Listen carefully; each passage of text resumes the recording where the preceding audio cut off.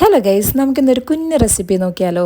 Weight loss ചെയ്യാനായിട്ടും വണ്ണം കുറക്കാനായിട്ടൊക്കെ ഉദ്ദേശിക്കുന്ന ആൾക്കാരാണെങ്കിൽ നല്ല ടേസ്റ്റി ആയിട്ട് എങ്ങനെയാണ് സാലഡ് ഉണ്ടാക്കുക എന്നുള്ളത് നമുക്ക് നോക്കാം. ഞാനും ഇത് ഫസ്റ്റ് ടൈമാണ് ട്രൈ ചെയ്യുന്നത്. ഞാൻ ഓൾറെഡി തന്നെ ക്യാരറ്റ്സും ക്യാപ്സിക്കും കോണും എല്ലാം കട്ട് ചെയ്തിട്ട് ഫ്രിഡ്ജിൽ വെച്ചിട്ടുണ്ടായിരുന്നേ. അപ്പോൾ എല്ലാ കുക്കിംഗ് വീഡിയോസിൽ കാണുന്ന പോലെ തന്നെ ഒരു നോൺ സ്റ്റിക്ക് പാൻ എടുക്കുക, അതിനകത്തേക്ക് കുറച്ച് ഒലിവ് ഓയിൽ വയ്ക്കുക. നമ്മളുടെ ഒരു ഹെൽത്തി വേർഷൻ ആയതുകൊണ്ടാണ് ഒലിവ് ഓയിൽ ഒഴിക്കുന്നത്. ഇതിലുള്ള മെയിൻ ഐറ്റം പനീർ ആയതുകൊണ്ട് തന്നെ ഫസ്റ്റ് നമുക്ക് പനീർ ഒന്ന് ഫ്രൈ ചെയ്തെടുക്കാവേ.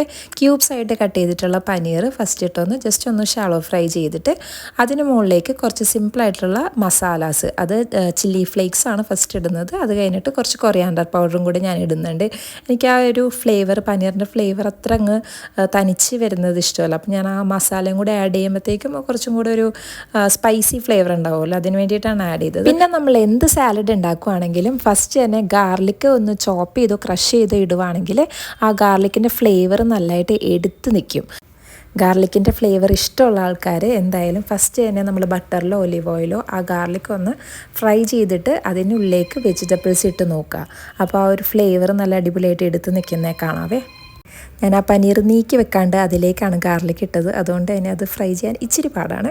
അപ്പോൾ എൻ്റെ പോലെ മണ്ടത്തരം കാണിക്കാണ്ടിരിക്കുക. എന്നിട്ട് ജസ്റ്റ് ഒന്ന് ഫ്രൈ ചെയ്ത് കൊടുത്തതിന് ശേഷം ആ വെജിറ്റബിൾസാണ് ഞാൻ ഇടുന്നത്. ക്യാപ്സിക്കും 2 കളർ ക്യാപ്സിക്കും ഉണ്ട്, റെഡ് കളറും യെല്ലോ കളറും.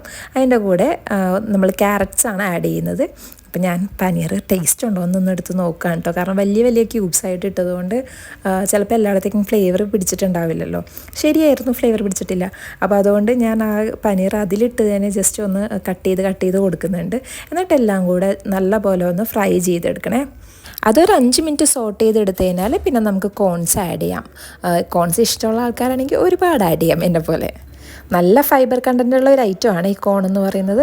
പിന്നെ സ്പൈസിനെസ് അത്ര പോരാന്ന് തോന്നിയതുകൊണ്ട് ഞാൻ കുറച്ച് പെപ്പറും കൂടി ആഡ് ചെയ്ത് കൊടുക്കുന്നുണ്ട്. സോൾട്ട് കുറവാണെങ്കിൽ ഈ ഒരു സ്റ്റേജിൽ നിങ്ങൾക്ക് സോൾട്ടും കൂടി ആഡ് ചെയ്ത് കൊടുക്കാം.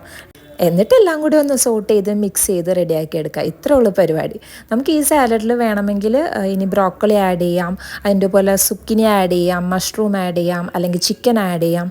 ഇതെല്ലാം അതിനകത്ത് ആഡ് ചെയ്ത് കൊടുക്കാവുന്നതാണ്. പിന്നെ ഓരോ റെസിപ്പീസും നമ്മുടെ പരീക്ഷണങ്ങളാണല്ലോ. അപ്പോൾ എൻ്റെ പോലെ സ്പൈസി ഫുഡ് ഇഷ്ടമുള്ള ആൾക്കാർക്കൊക്കെ ഇത് തീർച്ചയായിട്ടും ഇഷ്ടപ്പെടും. And it's healthy too. അപ്പോൾ ഇത് ആദ്യം മമ്മിക്ക് കൊടുത്ത് മമ്മിയുടെ കയ്യിൽ നിന്ന് അപ്രൂവൽ കിട്ടി. ഇനി ഞാനൊന്ന് ടേസ്റ്റ് ചെയ്ത് നോക്കട്ടെ. ഞാൻ ഉണ്ടാക്കിയത് കൊണ്ട് പറയല്ല, ശരിക്കും ഇത് അടിപൊളിയാണ്. അപ്പോൾ ഒരു പ്രീ വർക്കൗട്ട് മീലൊക്കെ ആയിട്ട് ഇത് സൂപ്പറായിട്ടുള്ളൊരു ചോയ്സ് ആയിരിക്കും. അപ്പോൾ ഇതുപോലെയുള്ള വീഡിയോസ് വേണമെങ്കിൽ ഒന്ന് സബ്സ്ക്രൈബ് ചെയ്യണം.